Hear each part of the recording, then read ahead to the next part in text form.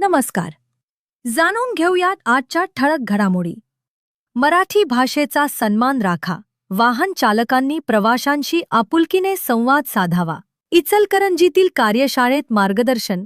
महाराष्ट्र राज्य परिवहन विभाग व मराठी भाषा विभाग यांच्या संयुक्त विद्यमाने महाराष्ट्र माझा मराठी माझी संवाद भाषा अभियान अंतर्गत इचलकरंजी येथे वाहन चालकांसाठी मराठी भाषा संवाद कार्यशाळेचे आयोजन करण्यात आले.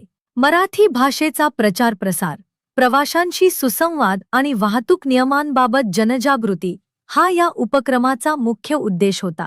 कार्यशाळेमध्ये वाहन चालकांना प्रवाशांशी आदरपूर्वक आणि आपुलकीच्या भावनेने संवाद साधण्याचे आवाहन करण्यात आले.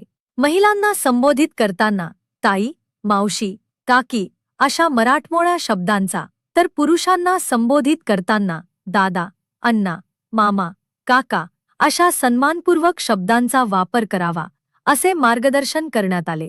तसेच अंटी, दीदी, अंकल, भैया यांसारख्या परभाषेतील संबोधनांऐवजी मराठी भाषेतील शब्दांचा वापर करण्याचे आवाहन करण्यात आले. यावेळी वाहन चालकांना वाहतूक नियमांचे काटेकोर पालन करण्याबाबत सविस्तर मार्गदर्शन करण्यात आले.